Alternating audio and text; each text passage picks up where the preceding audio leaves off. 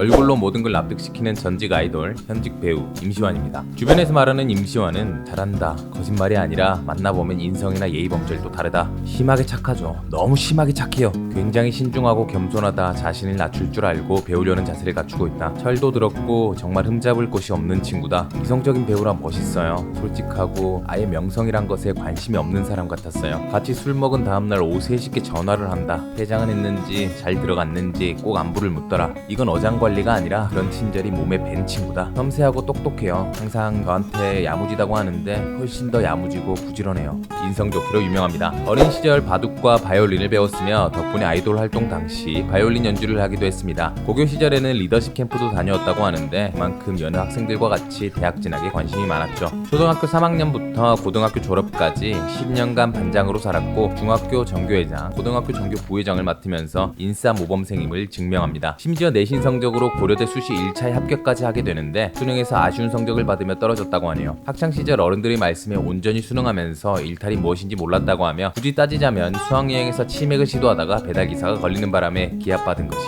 유일한 일탈이었다고 하네요. 기계 관련업에 종사하시는 아버지의 영향을 받아 부산대학교 기계공학과로 진학하게 됩니다. 기계의 원리를 파악하기 위한 탐구심이 남다른 것으로 알려져 있고 프라모델 조립으로 밤을 새기도 하며 큐브 맞추기는 특기이면서 취미이기도 하죠. 늘 가지고 다니면서 기록갱신을 노리고 있는데 방송에서 보여진 바로는 최단 기록 33초라고 하네요. 아이돌로 성공하고 싶었다고 해요. 노래와 춤에 대한 열정이 남달랐고 연기는 배워본 적도 없었기에 멤버들 중에서도 가장 배우와는 거리가 멀었다고 할 수 있죠. 실제로 당시에는 다른 멤버를 배우로 데뷔시키기 위해 소속사에서 밀어주고 있었다고 알려져 있는데 훗날 우연히 멤버들과 함께 본 오디션에서 임시완이 붙게 되며 배우 활동을 시작하게 됩니다. 해풍달에서 후광을 밝히며 등장합니다. 당시 25살이었음에도 불구하고 허여무의 아역으로 출연하게 되는데 등장과 동시에 실시간 검색어 1위는 물론 센세이션을 일으키며 허여마리까지 만들게 됩니다. 후광효과 CG는 충분히 욕먹을 등장씬이었는데 왠지 모르게 납득이 가는 외모로 당시 큰 화제를 불러일으켰으며 깔끔한 발성과 정확한 발음으로 사극 특유의 느낌을 살린 연기를 보여주었다고 하네요. 해풍달에 이어 적도의 남자에서 다시 한번 아역으로 출연하게 됩니다.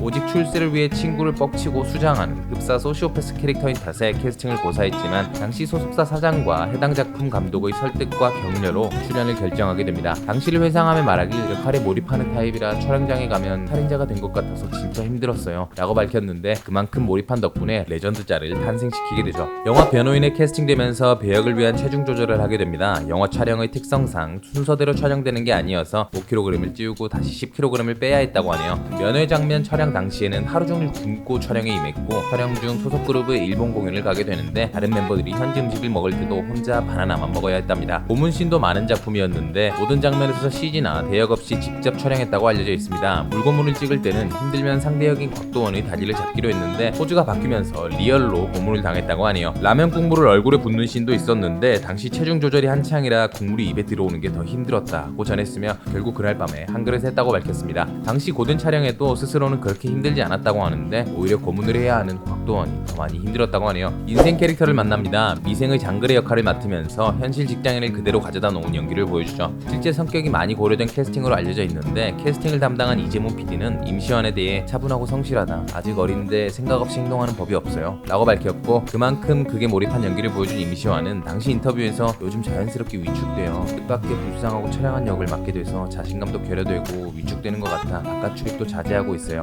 라고 답했습니다. 해당 작품은 최고 시청률 10%를 달성하며 성공적으로 마무리하게 되죠. 지금까지도 종종 장그래로 회자되고 있는데 최근 장그래를 재해석한 CF를 찍기도 했습니다. 입술이 빨갛기로 유명합니다. 온전한 자연의 색깔로 알려져 있는데 미생 촬영 당시 CG팀은 입술 색깔 죽이느라 힘들었다고 밝혔으며 임시완의 입술을 본 네티즌들은 시완 틴트 나오면 바로 삽니다. 난 립스틱, 립밤, 덕지덕지에도 안 나오는 발색, 체리색이네 완전 이라는 반응을 보였습니다. 현역으로 군대를 다녀오게 됩니다. 당시 123일의 휴가를 사용했다는 이유로 특혜 논란이 있었는데 사실 조교로 군 생활을 하면서 특성상 주말에도 근무를 하는 경우가 많아 일반 병사들에 비해 휴가가 많았고 다양한 행사에 연예병사로 기용되면서 받은 포상휴가가 포함된 것으로 특혜가 아닌 정당한 사유로 밝혀지게 됩니다. 실제로 함께 군 생활을 했던 사람들이 착한 선임이었다는 증언이 쏟아지게 되었고 조교라는 특수성이 밝혀지자 군필자들도 납득하게 되었다고 하네요.